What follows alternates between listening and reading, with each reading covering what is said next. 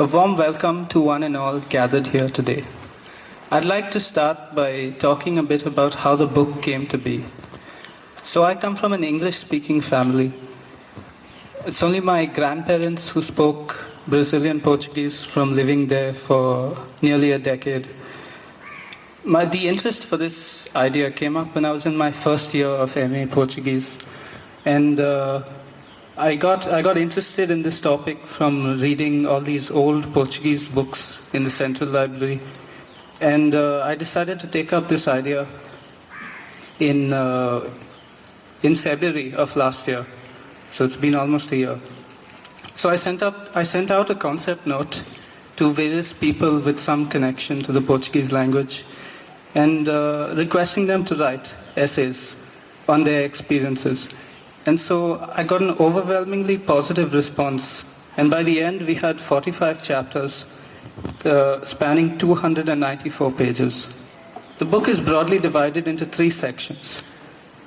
There are some who grew up with the Portuguese language. There are others who struggled with the transition from Portuguese to English, and some even who had issues with learning the language, and also new speakers of the language. So there's a lot of variety in this book as well, spanning from ages of 19 to 90 years, and many in between. It contains a variety of places too, with stories from Goans in Mozambique, Brazil, Daman, and even a touch of Macau, as well as stories from Kochi and from Goan Portuguese speakers based in Anglophone countries like the US, Canada, and Australia. There's also a variety of views and opinions on the Portuguese language in Goa. So there are many themes that pop up in the stories in this book. Many of the stories, most of them are very unique, but the themes that do pop up, to name a few, include a sense of loss, of losing touch with the language from lack of use, losing touch with the language that one grows up speaking. There's also people who use the language professionally, such as in making documentary films in the IT sector and also in the tourism sector in Goa. Some talk about their schooling days in Lyceum and other Portuguese primary schools in Goa. And there's also there are hints of optimism that come up for the language in Goa and its great potential. Chapters from the book include stories from a student who moved from French to Portuguese and her experiences learning the language, the potential of the language and opportunities, especially with India being in BRICS and the various things we have with Brazil as well. And among the authors, we also have the great-grandnephew of Monsignor Sebastião Delgado, Professor Amit Baya, who writes from the Federal University of Rio de Janeiro. Another contributor is a doctor who studied medicine through textbooks written in French, Spanish, and English in Escola Medica in Goa. A scholar found her grandmother's handwritten family magazine and narrates the stories of collating Konkani folktales of that era. There are many, many more very interesting chapters in the book, such as these. I'd also like to share some things I learned from conducting a few interviews in the book. There's one from Mr. Arthur Fernandes, who talks about growing up in Daman and coming to Goa, and then his long stint in radio in Goa and India, as well as being a professor at the University of Macau, teaching mass communication and Portuguese for many years, I believe 2 decades.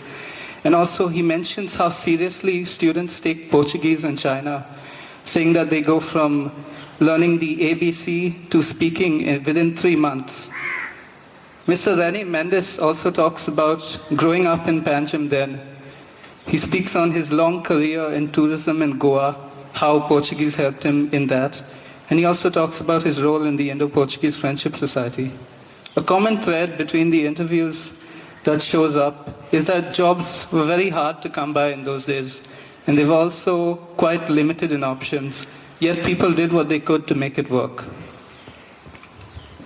Now to talk a bit about how the contributors came to be.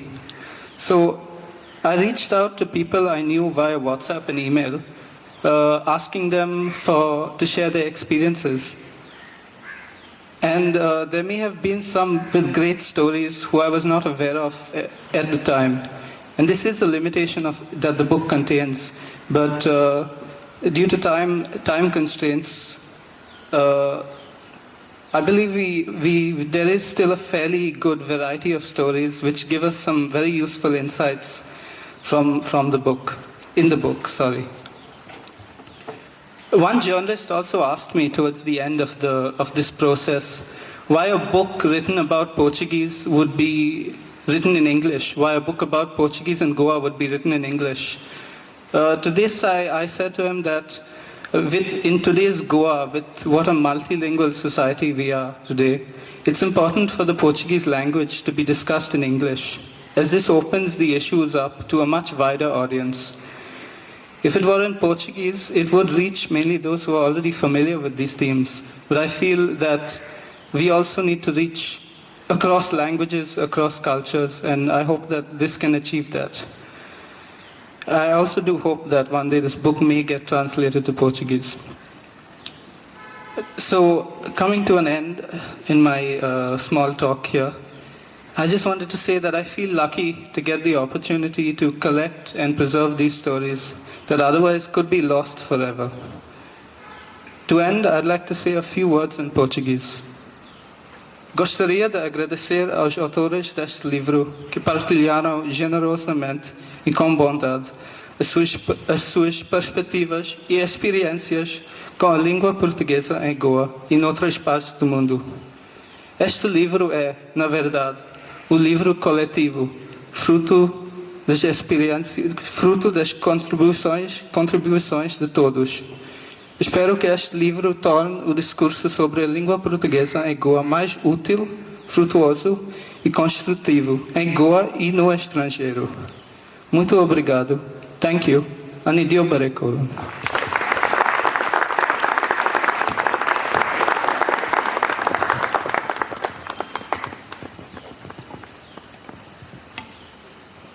Good evening, everyone. So I'm supposed to be moderating this session, but I will also, sticking to the theme and keeping with what I was asked to speak about, I will be speaking about the Portuguese language in Goa, memory and post-colonial inheritance. Well, I'm honored to be a part of this book launch and to reflect on why Lusophone Goa, tracing the Portuguese language with its 45 perspectives on Portuguese-speaking Goa, matters so deeply today, especially when we think of Portuguese as a language shaped by memory and post-colonial inheritance. In Goa, Portuguese occupies a complex and often fragile space, rooted in history, yet lived unevenly in the present. For many, it survives less as a language of everyday communication and more as a repository of memory, affect, and inherited cultural meaning. It is within this tension between lived practice and remembered language that my own engagement with Portuguese in Goa is situated. As a faculty member in the discipline of Portuguese and Lusophone Studies at the Shanoy Goimbab School of Languages and Literature, Goa University, I feel privileged to be directly involved in preserving and promoting a language that is also deeply connected to my heritage. As part of my doctoral research, I am engaged in documenting the Portuguese language in Goa, primarily through speakers born before 1961, individuals who lived at a time when Portuguese was, quite literally, their mother tongue. This research has involved extensive fieldwork, largely in the talukas of Salsete, Bardez, Tiswari and Mormugao, regions where Portuguese education and usage were historically more widespread. Well, as part of my fieldwork, I approached members of my extended social and linguistic networks who were known to have used Portuguese, outlining the specific objects of the study and inviting them to reflect on their linguistic trajectories and the domains in which Portuguese had functioned. Well, this entire exercise was made possible through a minor research grant awarded by the Goa State Research Foundation based on a proposal which I framed, saying that Goan Portuguese is an endangered variety in urgent need of documentation, given that most of its speakers were born before 1961. While many participants spoke about having shifted to English and losing daily contact with Portuguese, they still welcomed the chance to speak the language again. These conversations often turned into moments of remembrance, memories of family members, school days, and voices from the past. And while we do see a renewed interest today with students who we have from the other states of India, there was quite a rise in this trend, especially given during the pandemic when the classes went online. Today, we are proud to say that we have 70% of our students who are Goans. We see that this renewed interest in learning the Portuguese language in Goa today, for most learners, the language remains largely confined to classrooms or the workplaces, with very little space for deeper or more personal engagement. It is precisely here that this book becomes especially significant.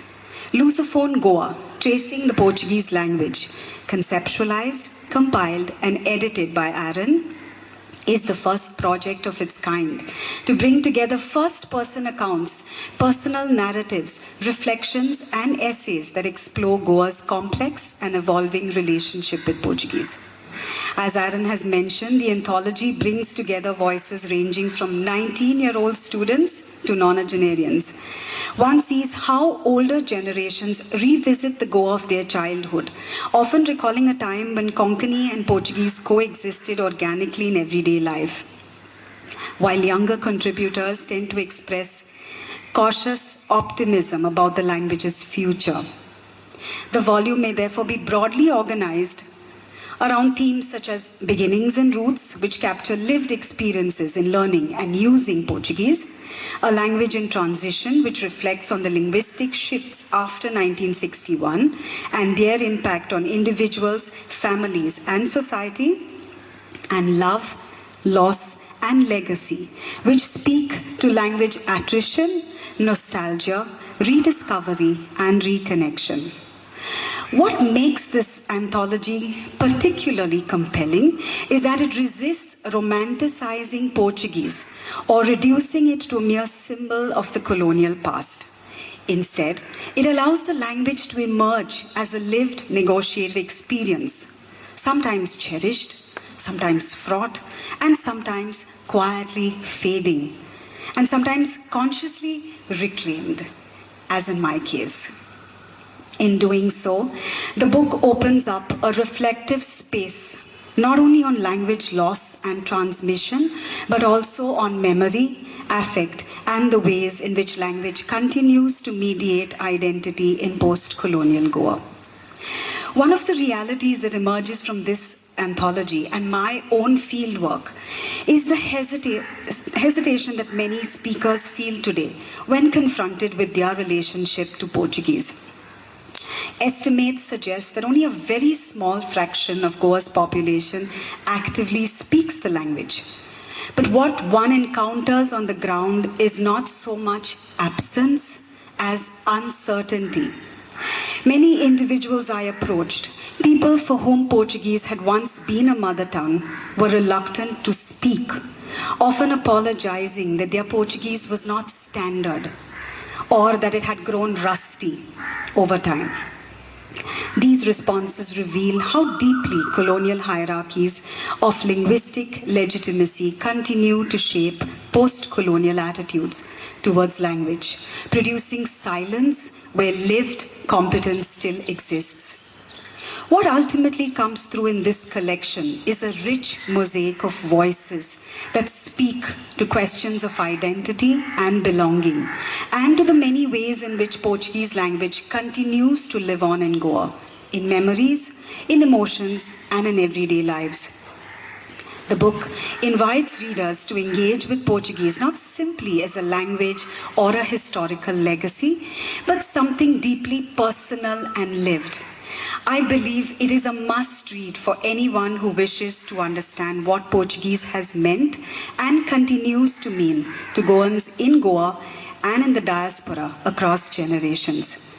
I would like to conclude by congratulating Aaron for conceptualizing and carefully curating this important volume, and to commend all the 45 contributors whose voices, diverse, reflective, and deeply personal, collectively enrich our understanding of Portuguese as a lived language in Goa. Their willingness to share memories, uncertainties, and hopes ensures that this linguistic inheritance is not merely archived, but meaningfully engaged with the present. Thank you. Obrigada. Deus obrigado. Over to my colleague and professor, Professor Delfim Correa da Silva.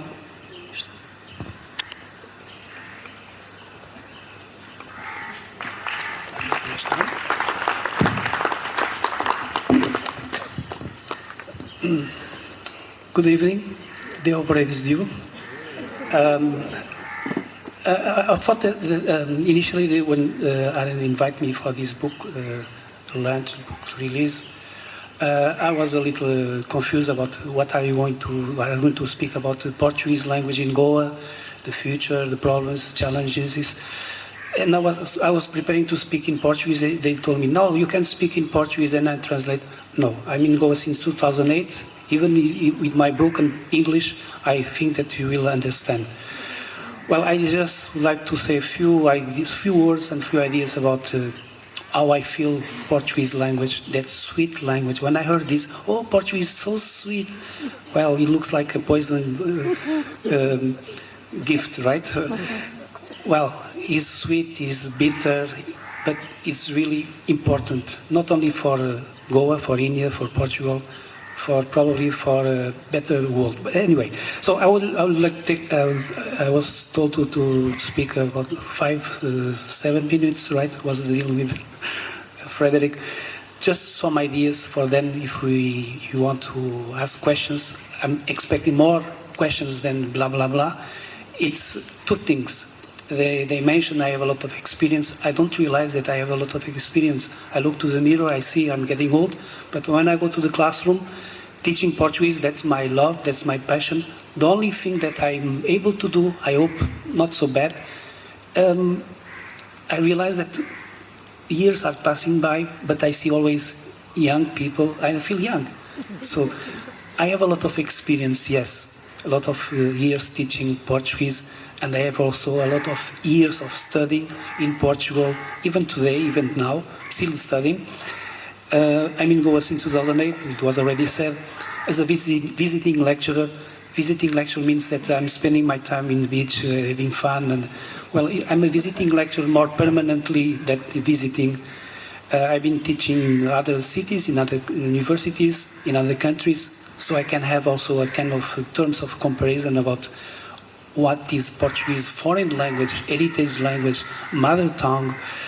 Well, just a few ideas. At Go University, where I basically work, that's my main job, working at Go University as assistant professor, always assistant professors, paid by UGC.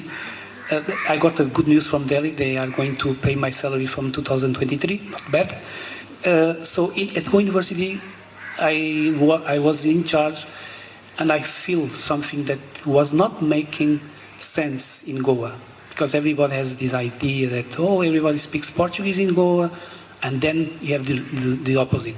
Either is a utopia or a dystopia. No, nobody speaks Portuguese in Goa. Portuguese is a dead language. Portuguese, what the Portuguese left in Goa is only bones, stones, and ghosts.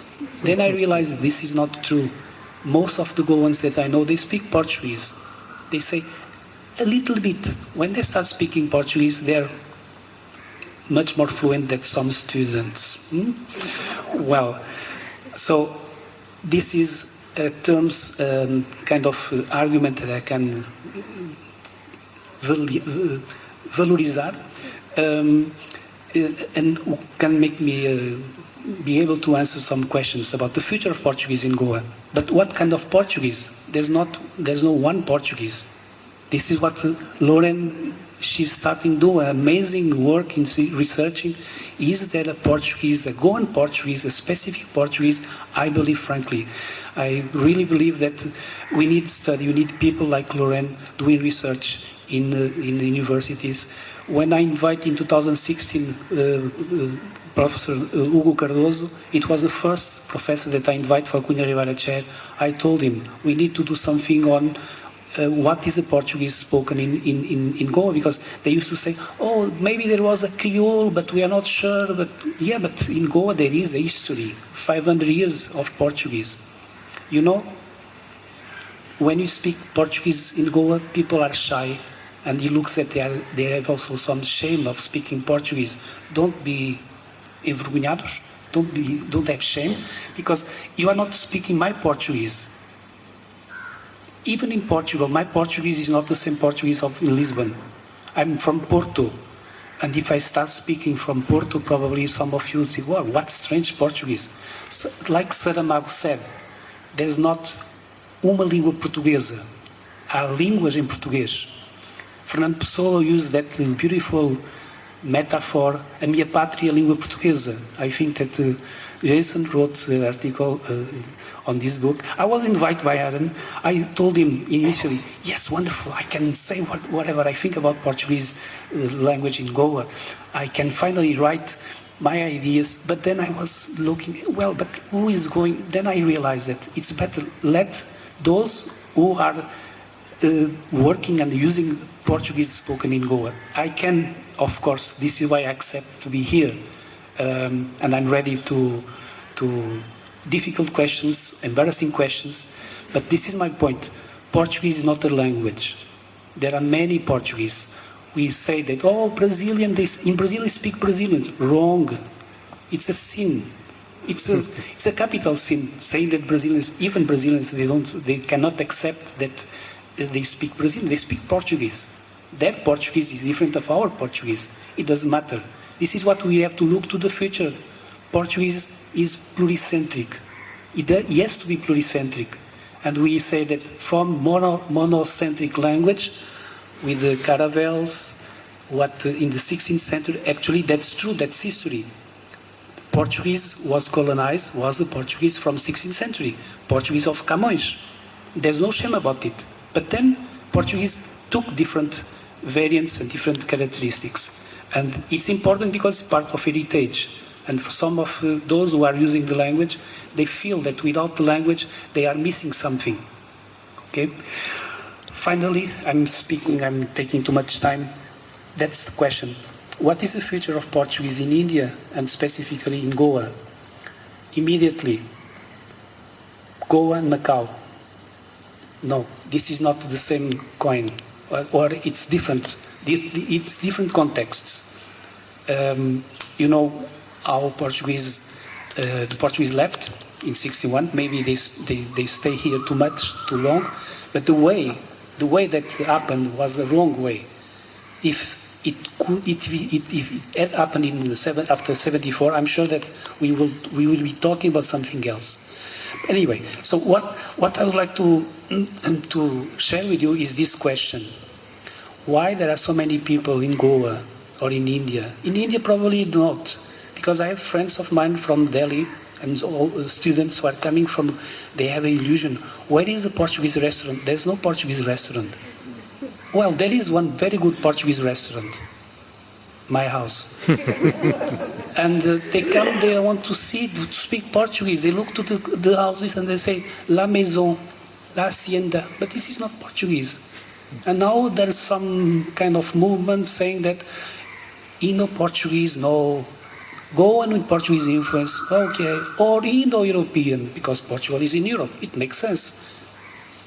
I don't think that it's what the tourists want to see in Goa. They want to see the tradition. They want to see the history, not bones, not stones, not ghosts. So, my question is, why, according to these pessimistas, probably they have something in mind, why Portuguese is not growing so much or so fast? I remember all the time of Sermão 60 Padre António Vieira. Is it, more or less the idea is it because of the word, the Portuguese language? Is it because of the ground, the students? Is it because of the teacher or the priest? In case of Sermão Padre António Vieira, none of them. Or maybe both of them, all of them. So that's the point. Those who are teaching, and more we have teachers from Goa teaching. When I came in 2008, they were blaming, oh, you are not doing nothing. Portugal is not doing nothing. There's no teachers available for schools. Now all the teachers that are teaching Portuguese, especially in colleges or universities, they learn in Goa, at Goa University. And we still have new generation. So there's a future. Let's give them opportunities. Not saying that there's no future with Portuguese. Otherwise, it's not because of the ground, the students. It's not because of the teachers. We have a lot of teachers, very well qualified. Is it because of the language? Are Baba, how can it be? You have the phenomenon in China, everywhere. And you know what's happening with this idea of pluricentric language? Not language from Portugal only, not also only from Portugal and Brazil. Language by end of this century, some of you, I hope that you will witness this phenomenon. By end of this century, the biggest, largest community of Portuguese speakers will be in Africa. And I hope that by time, India will be also very strong and very important center. Let's fight these pessimist ideas, the challenges. Just to finish, no, maybe we will leave for the questions. Thank you very much. Muito obrigado. Deobore Kuru.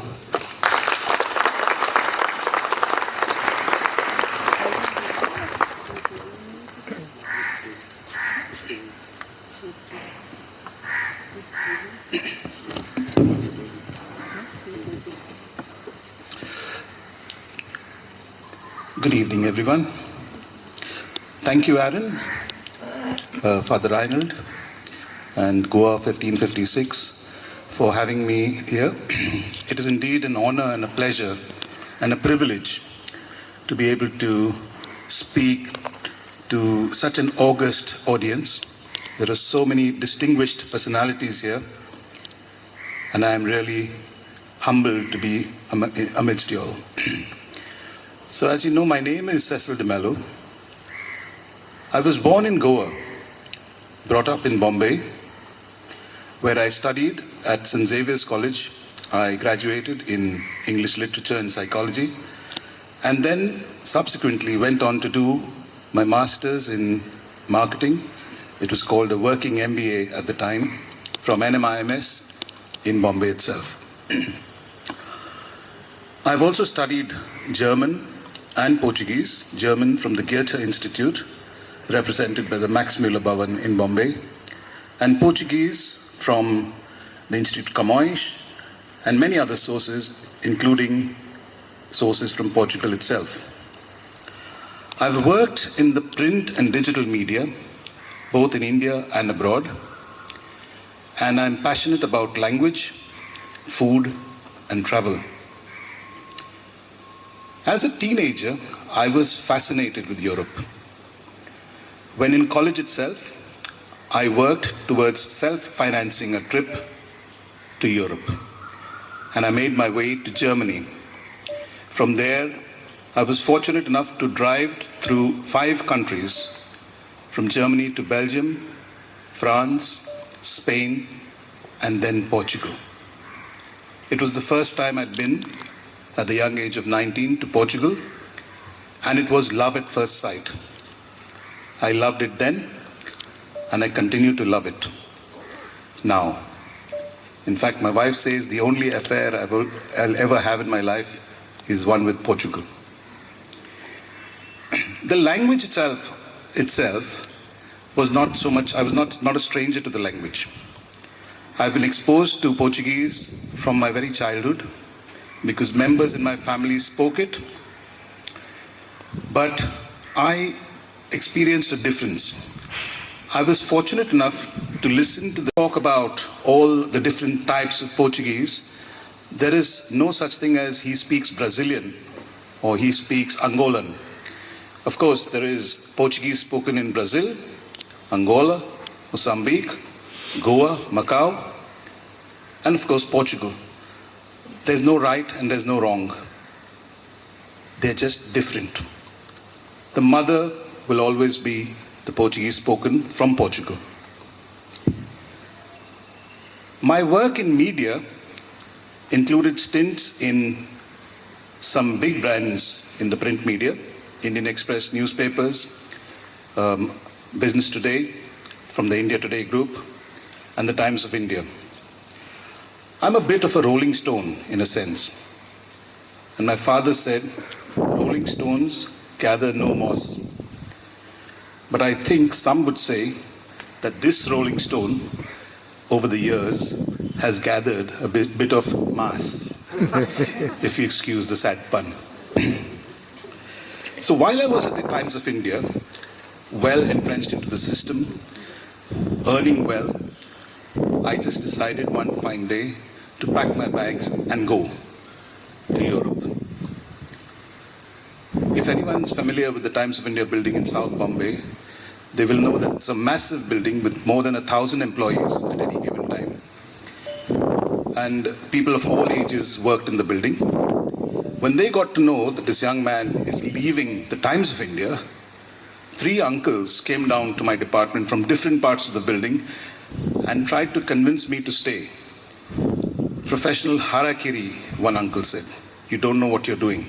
People get into this place and then become part of the furniture until they retire.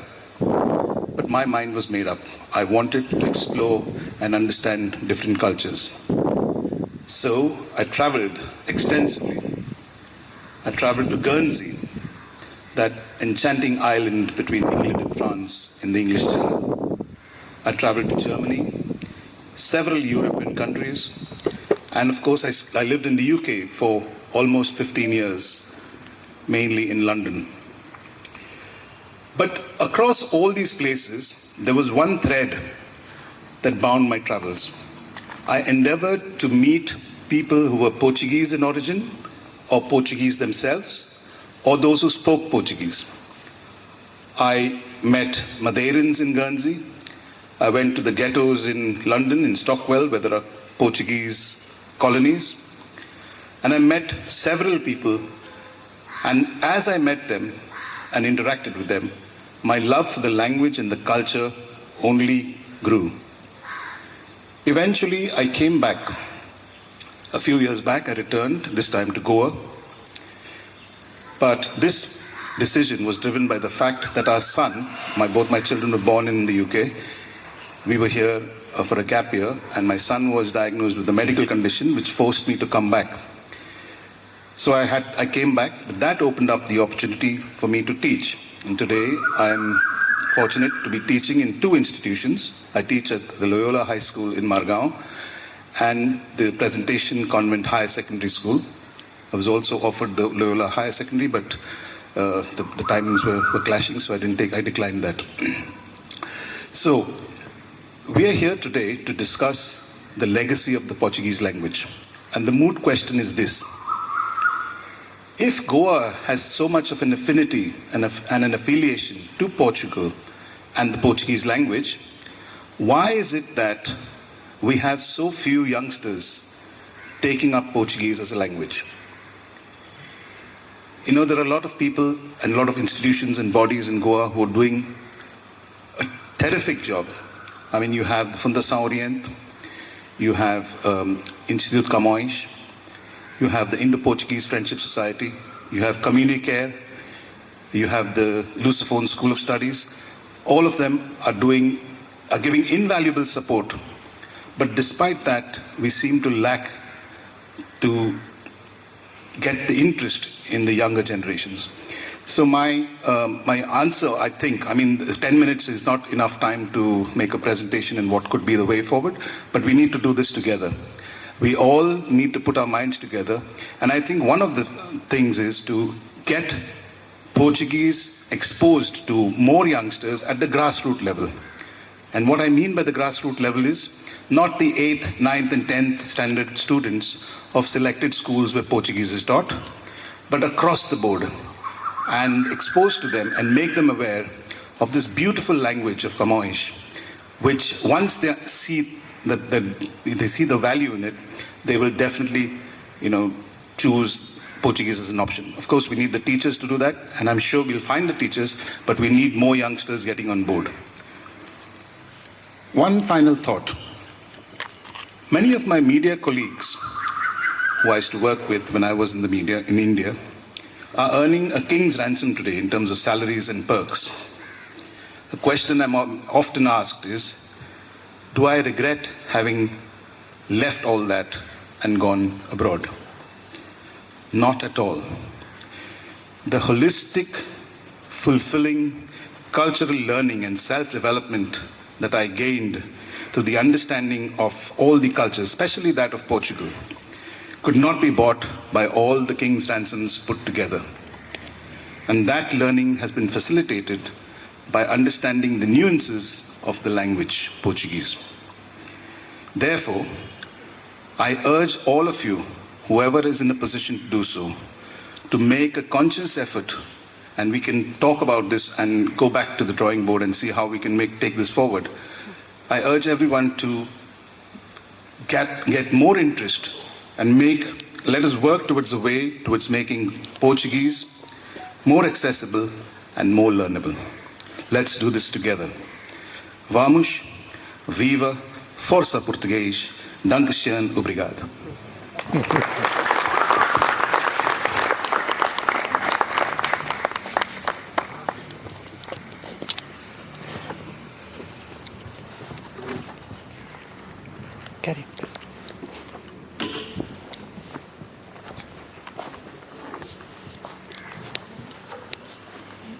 Yes, thank you so much to all the speakers. If anyone has any questions, we'd love to engage a discussion.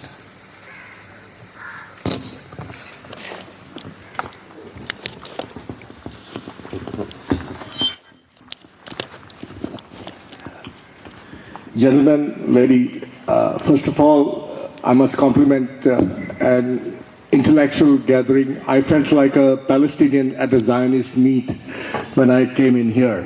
Fortunately, I was not at the receiving end of what the Palestinians receive in Israel. My question comes to gentleman professor from Portugal. Without compromising the spirit of Atiti Devo Bhavo, which is a culture of my country, as in guest is God.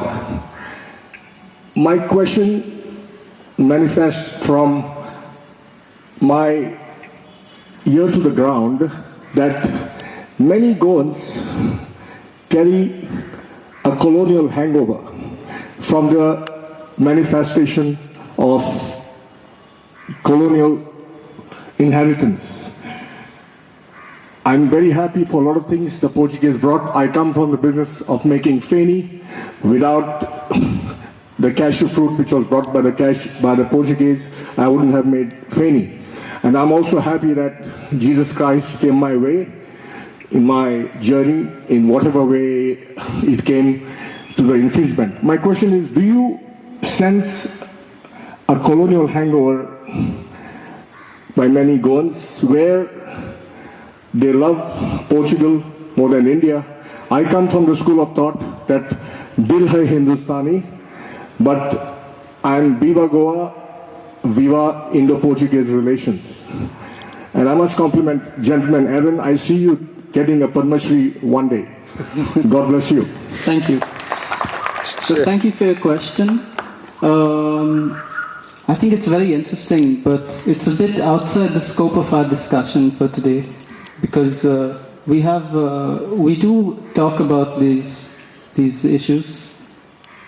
Okay. I'd like to hand it over to Professor Delphi. Yeah, I think everybody deserves an answer. I'm not sure if my answer would be what you are expecting. If I understood, you asked me if I feel that the Goans are still experienced hangover of colonialism, is it? Yeah? Ressaca. A colonial hangover, sir. Yeah, colonial hangover. With Fanny, definitely.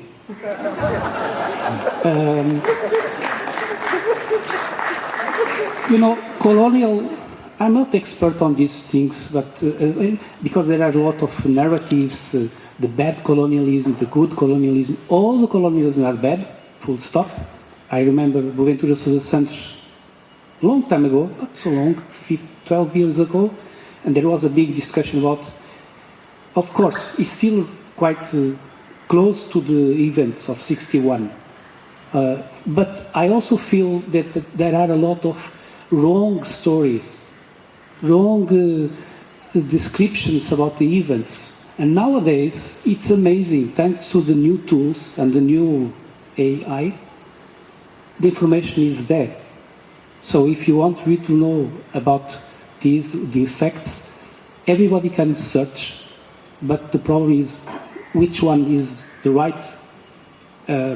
So I personally think that there is a kind of narrative who are not so accurate. Of course, there is different kind of historical perspectives. Definitely, there was an effect. Colonial hangover, yes. The events of 61 are still recent. It's obvious. When we compare, for instance, with Portugal, we don't feel hangover from the Romans, colonial period of when we were also colonized by the. Well, the history of Europe also. We are going to discuss about identity. Yeah, but shortly, yes, I feel that probably, especially the young generation, they are getting for granted what they are hearing, and probably this is why we have to discuss more and to say exactly in which part the thing was bad and can you recover. I hope that Goans decide, namely because of this issue of the language. As I said, Portuguese spoken in Goa belongs to Goans. You don't have to imitate my Portuguese, which is awful, from Porto. They say English one is awful. But it's part of you. It depends on you if you want to take it or not. If you think that the language is not a heritage, is not part of your identity, it's a bad effect of colonialism. So yes, live the language. Don't speak Portuguese. Speak Brazilian or Angolan at least.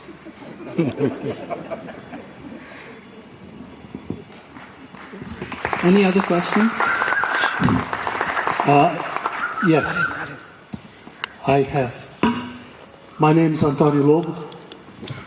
I have been listening to the speakers saying that the Portuguese language requires to be more exposed and wondering as to why the younger generation doesn't speak it anymore, or it speaks perhaps in bits and pieces here and there.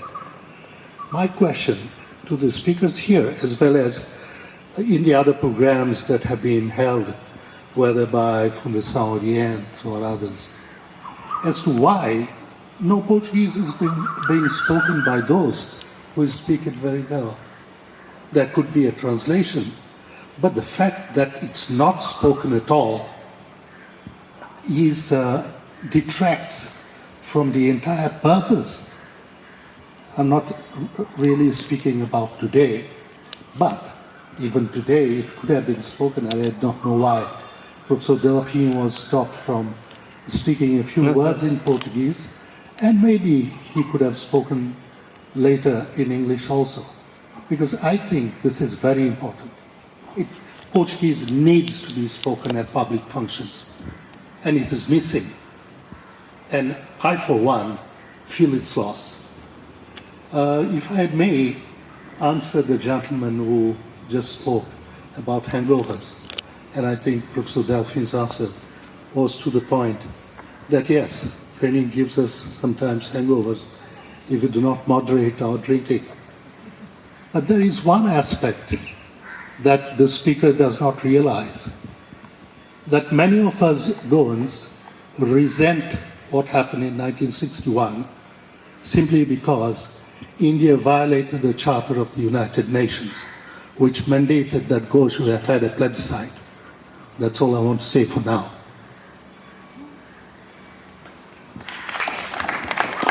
Thank you. I'd like to just send just a kind reminder that to keep the questions to the Portuguese language in Goa and related topics. Yeah, that's it. Ok. Bom, vou falar em português então. Referiu-se às instituições que devem promover prioritariamente a língua portuguesa em Goa. Porque é que nos eventos não usamos o português? Precisamente por isso. Se nós usamos português, estamos a deixar de fora quem não domina ou quem não sabe absolutamente português, e depois somos presos por ter cão. Lá estão eles, atitude neocolonialista. Se falarmos em inglês, é o contrário. Nós estamos a promover a língua. Lá estão eles, estão a deixar o cão fugir.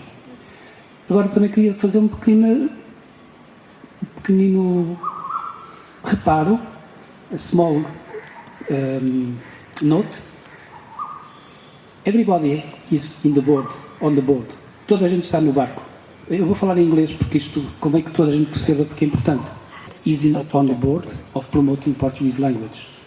Firstly, and this is why Portuguese is still surviving in Goa, because of the families. You know better than me what happened especially in the 19th century. I'm very proud of the work that the Portuguese did in a certain period of time to promote the language. O liceu, escola normal, and that after 61 there was a kind of estou a misturar inglês. After 61 there was a kind of gap, and Portuguese survived thanks to the families.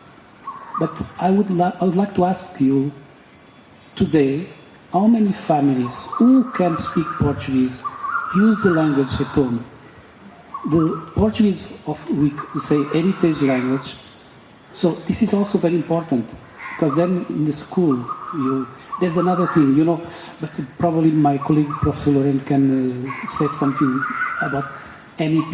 There is kind of a revolution about languages, but this is not exactly the topic of this.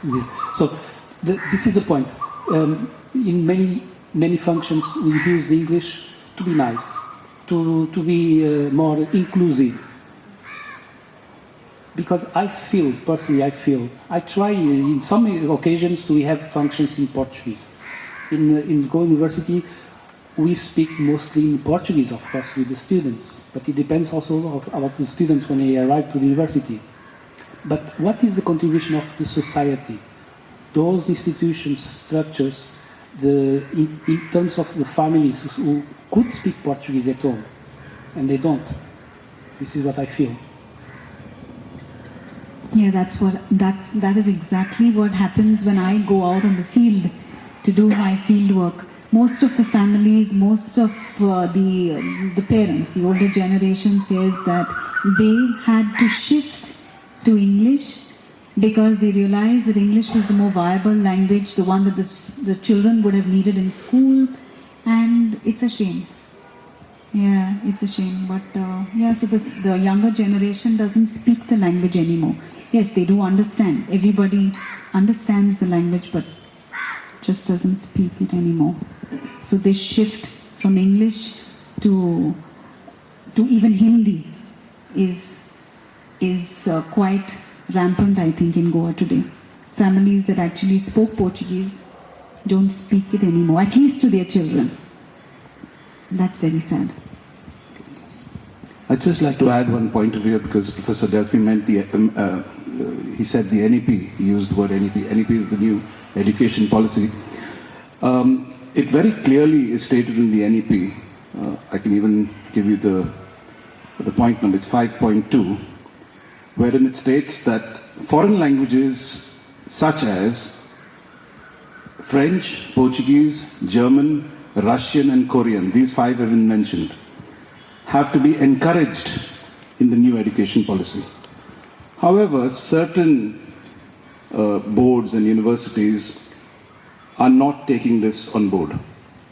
And one of the most bizarre arguments I have heard, which is doing the rounds, is that if we allow Portuguese to be encouraged, then it will overwhelm other languages.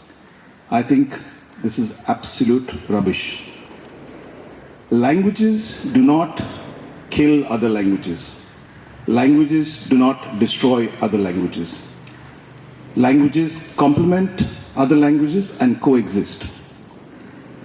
Take, for example, Switzerland. Switzerland speaks 3 official languages: German, French, and Italian, depending on where you come from in Switzerland. In addition to that, a citizen of Switzerland, seeks to learn English, which is not in his curriculum. Likewise, in Belgium, they speak German, French, and Flemish, but they make an attempt to speak English. Why? Because English is something that they have been made aware of as being a language that is important, it is universal, and it is accepted.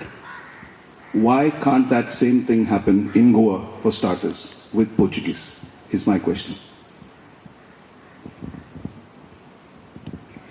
Good evening, everyone. If I may, I am a writer, I'm a journalist, I'm also a student of Portuguese language at Camões. I'm not a Goan, I'm a Goan just by inclination and by heart. And I study Portuguese in a class where there are 10 students, 9 of whom speak Konkani, and myself. So I have a very outside-in perspective. I also speak Italian, so Professor Delphi knows that I have a love affair for Italian, and he told me that Portuguese is actually a little bit more advanced, and this I have seen for myself. It's so nuanced, it's so layered. Just for instance, the verb to be, like there's a short duration and there's a long duration, like ser and ishtar, and so many examples like that. So it's a very interesting journey of learning Portuguese. But being a writer and a journalist myself, and I write about food, wine, travel. I'm also going for the first time to Portugal in the middle of February. I'm very excited about my trip. I feel that the language really needs to be revived at many different touch points. And the media is a very big way we can do it, and we're not doing enough of that. I feel that social media is such a big vehicle of carrying the word forward. I don't see that happening. I see many of my Konkani speaking friends and colleagues who have heard Portuguese from their grandparents, but slowly the language has taken a back seat, and as with any language, it becomes rusty. So I feel that we really need to do this in a very collective way. And why don't we see Portuguese wines in Goa? Why don't we see Portuguese food and chefs? I think that there should be more of this cross-pollination between the two countries, and this is just what I feel. So, thank you.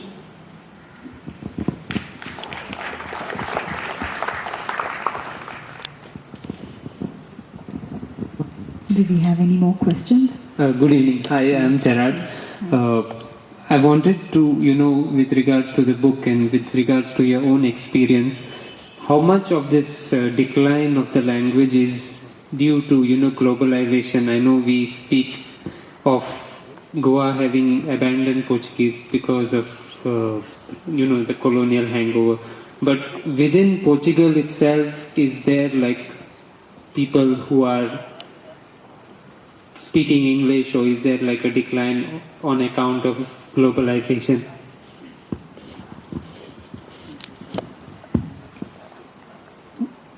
It was in English.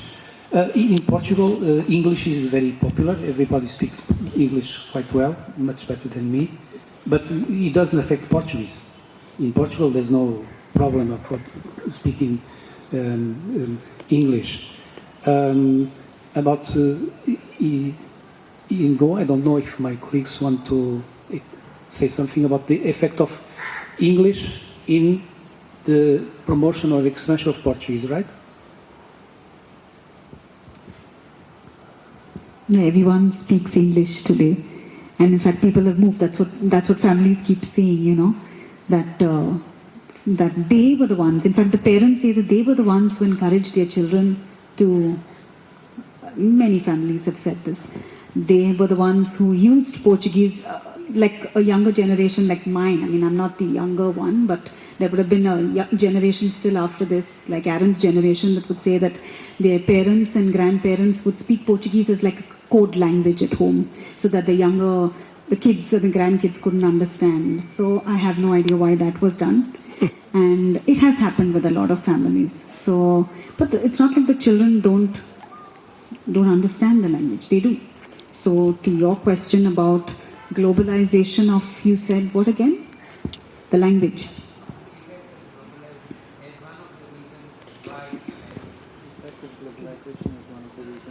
Probably, right? Yeah, it looks like, because even in Portugal, you see that the Portuguese speak very good English. Yeah, and they also speak a lot of slang from all the other Portuguese community, the colonized communities that are living in Portugal today now. Yeah. See, from the former colonies that are there, you see that there's a lot of borrowed words that they use in. Which is good. Which is good. This is not the problem. Actually, the plurilingualism, we have to promote it. And the question is not because of learning other languages that the Portuguese will disappear here or somewhere else. On the contrary, more languages you learn, and you will find out that there are some connections between languages. I'm starting a course with the students from the basic, and I love to start teaching Portuguese first, second session, because it's like it's better than discovering the sea route to Calicut. But the students, they are not prepared to know that actually with Portuguese and Indian language, they are so close. They have to go back to the tree when Latin and Sanskrit are close. Then I start asking them, how do you say the numbers in your languages, in Konkani, in Marathi, in Hindi, especially in Hindi, it works better. Then they realize, oh, they are similar. And suddenly they realize learning Portuguese is not going to kill my mother tongue. On the contrary, I will know much more about. So this is the same case here in Goa, and especially in Goa, because Goa is not only a former colony of Portugal, is where you feel better the sense of Europe. Let's now use Europe and also the Indian culture, the Indian languages. So Konkani has to survive, and Konkani, of course, is strong. There was a time where they say the Portuguese killed Konkani. This is not true. There's a survey that shows that in '61, they ask not what is the language that you are learning in the schools, but mother tongue. And it was 80% of the Goans, they say, my mother tongue is Konkani. Of course, then there was a decline. Portuguese disappeared. Firmelenge, sayonara. The other language, and I think it's important, if Goa has this connection with Portugal and also with the other European countries, learning more languages, adding one language in the education of the youth is not bad near for Portuguese, because Portuguese has always a future, as I told you, and I want to repeat, is not Portuguese from Portugal, is Portuguese, the different Portuguese that you can find in the world, together with the Konkani, with the Hindi, with English, with the French, with Italian. Well, I don't think that it's a danger. The danger is, yes, I agree with the advocate António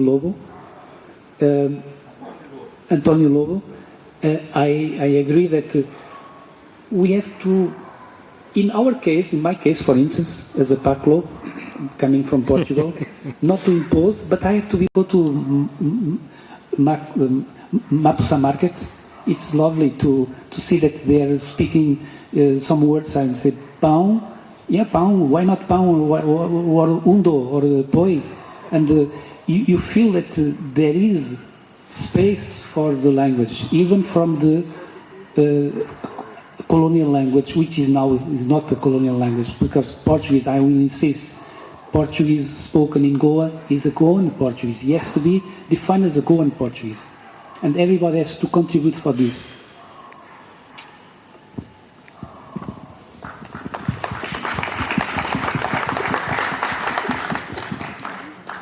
I have something to say, but it is not a question.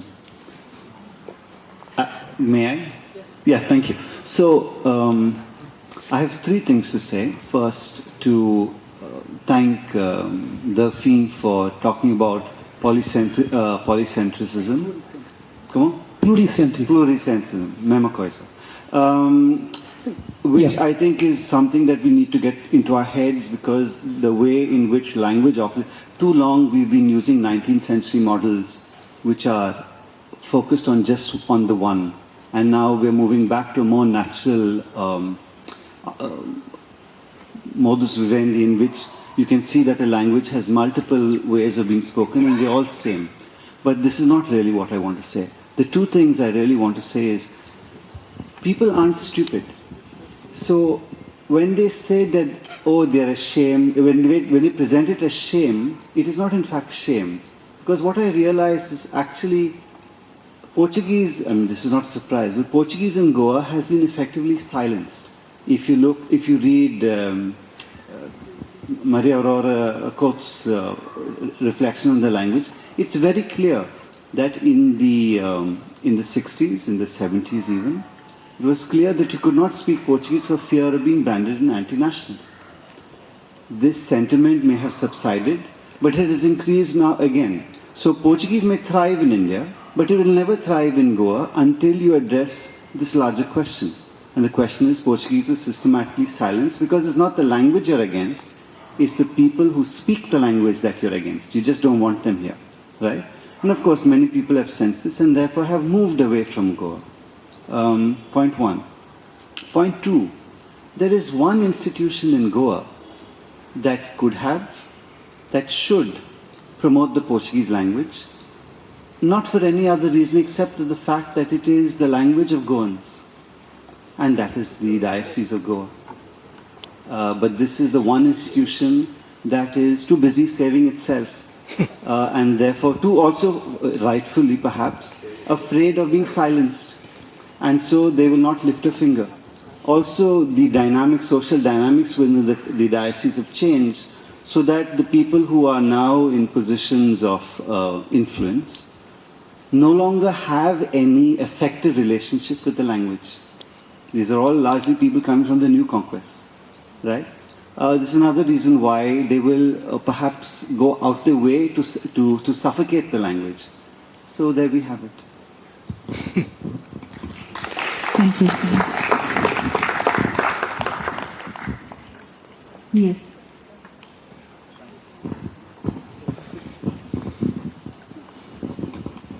Good evening, everyone. Very interesting discussion. And I have so many things to say, but I think quickly a few bullet points. I think one of the things that, I was born in 1961, October, just 3 months before December.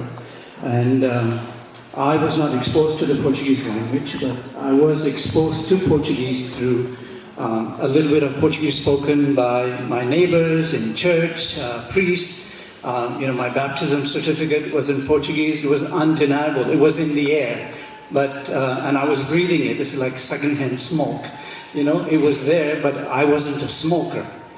But I chose to become a smoker, if I want to extend that metaphor. And when I was forced to take a foreign language in the US when I pursued university, and I chose Spanish because Portuguese was not offered. And the reason I took Spanish was because I felt I have some connection with Portuguese. And since Portuguese is not offered, let me take Spanish, that's the closest. And I realized how close there were this cultural connection since I was born in 1961 with the religion, the food, the culture, and I felt immediately at home, even though the syntax was different. The culture was like, I know this territory, I know this climate.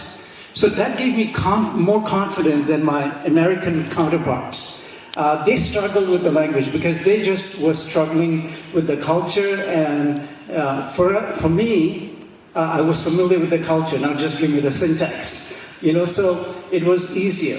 Now I think in Goa what has happened is that as it relates to Portuguese, because in school I studied until 12th standard. I took, of course, English, Hindi, and I chose Marathi, even though French wasn't offered because I didn't have affinity to French. But later on, I studied Spanish, and from Spanish, I got a route into Portuguese because I thought that's the closest. I need to go back. Now, I think Goans suffer from a complex, that post-1961 complex. We feel more so than the hangover, we feel the anti-hangover. We're drinking too much coffee to get over the hangover. That's what's happening. We're so scared that if we speak any of the Portuguese, we'll be branded as elitist or, colonial friendly. I think that is the issue. But I think we need to be very practical. We're living in 2026. We've just signed a trade deal with the EU. Be practical. There will be a lot of movement between India and Europe. It makes sense that you pick up a European language. And if you're from Goa, it makes sense, since you already have that cultural affinity and 400, 500 years of breathing that influence, it makes sense to study Portuguese for practical reasons, if not anything. And finally, the more languages, I think I speak 4 quite fluently, 5 not so fluently, but I've realized the cognitive benefits that I've received, because your brain starts to work differently. Even your English improves. Your mother tongue actually improves because now you understand the root of the language. So I think in all ways, and especially if you're over 60, if you don't want to get dementia or any of the other issues that older people face, learn a new language. And if you're a Goan, it makes sense to learn Portuguese. So that's what I would say.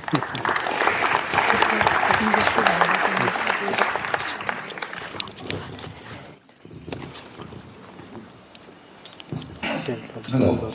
Yeah, I've just realized through all this discussion that we talk about hangover of colonialism, but I always thought that Goa was not a colony of Portugal, and it was a start. We had 2 deputies in the parliament. Which colony has that? And the other thing is that we use another colonial language to tell us that Portuguese is a hangover. We use British language, which was a bigger colonial masters, if I might say so. And I find that is completely absurd. So there is no such thing as hangover, because this language, what I'm speaking, could be a British hangover. So that's just a point I wanted to make. And also about this colonialism and all that, we can afford, or we are given the facility to opt for a Portuguese nationality, because Portugal never abandoned that Goa was part of, not as a colony, but as one of the states of Portugal.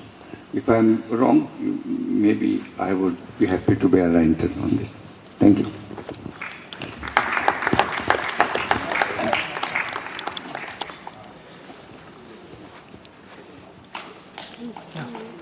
Release a book? I know that it was not exactly question, comments. Maybe I'll leave Lauren to conclude esta questões de perguntas e respostas. Just to say what Jean mentioned about learning Spanish because Portuguese was not available. Well, I'd like to finish at least what my last words. It's a kind of marketing of Portuguese. Why to learn Portuguese? And especially in Goa for all the reasons. One more, and it goes more straight to the idea of design. Because Portuguese is more difficult than Spanish. Yes. Portuguese is very similar with Spanish. Yes. With Portuguese you can understand quite a large number of words, and especially Italian. Yes. The phonetics of Portuguese is very similar with French. You have all of these. It's a very complex language. So the time when your kids, your friends, your foreigner students are asking you, shall I learn Portuguese in Goa? Yes, for many reasons, plus this one. You learn Portuguese, you take Spanish for free, a little bit of Italian, a little bit of French, at least the grammar.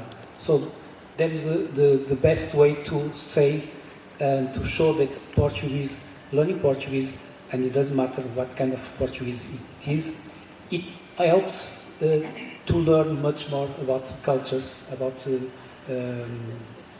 maybe your own culture also. Thank you. Muito obrigado, mais uma vez. And I think now